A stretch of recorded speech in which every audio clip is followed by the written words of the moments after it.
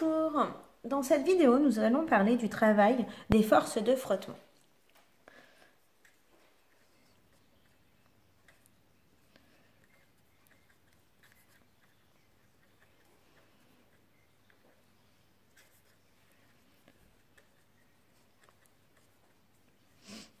Donc le travail des forces de frottement a ça de particulier qu'il s'oppose toujours au déplacement. Donc on va faire un travail des forces de frottement. On suppose qu'on part d'un point A et qu'on arrive à un point B et puis on prend un chemin qui est non linéaire et on a un déplacement et on a le système qui est un instant ici, puis l'instant suivant ici, et puis l'instant d'après, il est presque arrivé. À chaque fois, on peut voir que la force de frottement s'oppose au déplacement. F est ainsi, toujours dans le sens opposé au déplacement. On va faire une supposition et qui est très importante et qui nous permettra de faire tout le reste. On suppose que F est constante. Alors, voyez bien, c'est pas F, le vecteur, c'est la force de frottement, sa norme. La norme de la force de frottement ou la valeur de la force de frottement est constante.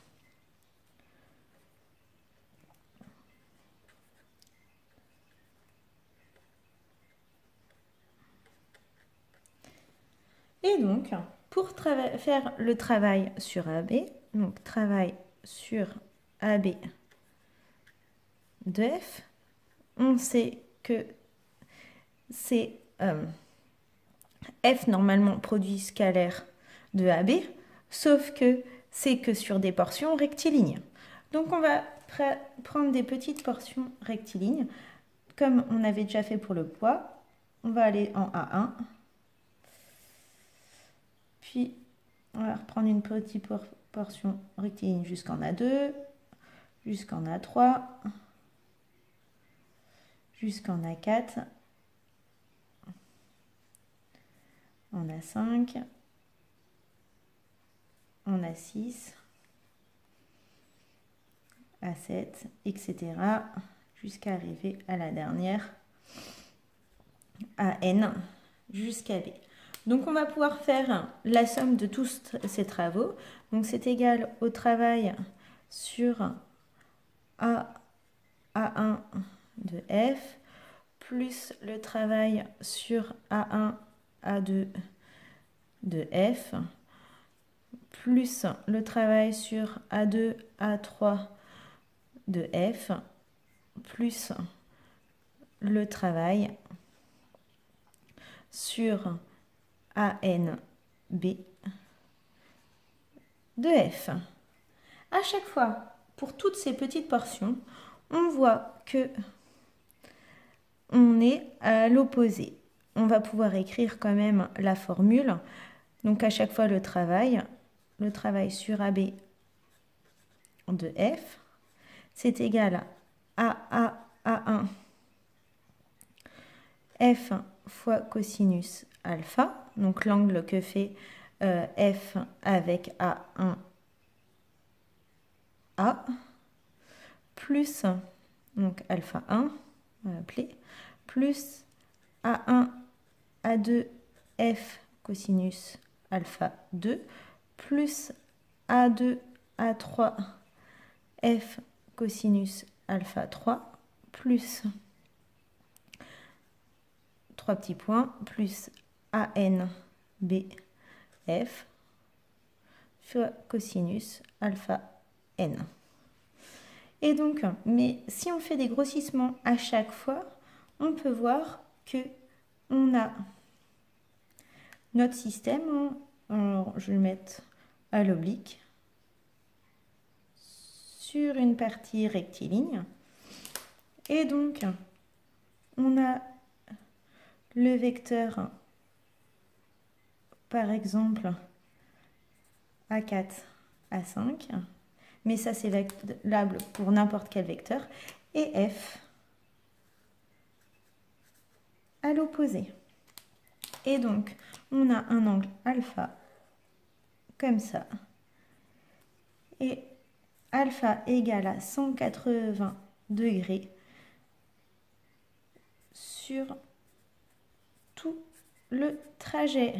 Donc, ça veut dire que alpha 1 égale alpha 2 égale alpha 3 égale alpha n est égal à 180 degrés. Donc, tous les cosinus vaut moins 1. Donc, on peut écrire que travail sur AB de F est égal à moins A1 F moins A1 A2 F moins A3 A2 A3 F moins AN B F. Et là, comme le F est identique tout le temps, on peut factoriser par F, ou par moins F même, moins F facteur de A à 1, plus A1 A2, plus A2 A3, plus AN B. Et ça, c'est la distance linéaire parcourue. Distance linéaire parcourue. Donc, on va l'appeler la distance AB, qui va être la distance réelle. Ce n'est pas la distance de A à B, et qui est différente avec AB, qui peut être différent de AB. C'est vraiment la distance parcourue. Donc, le travail sur AB de F, c'est égal à moins F multiplié par la distance parcourue entre A et B. Donc, moins F fois distance parcourue entre A et B. Mais c'est une distance réellement parcourue. Voilà, donc pour le travail des forces de frottement, on a le signe moins qu'il ne faut pas oublier et la distance réellement parcourue. Si vous faites des zigzags, il faut faire toute la distance parcourue. Voilà pour cette partie. Et puis après, on va avoir le bilan énergétique d'un système. Merci, à tout de suite.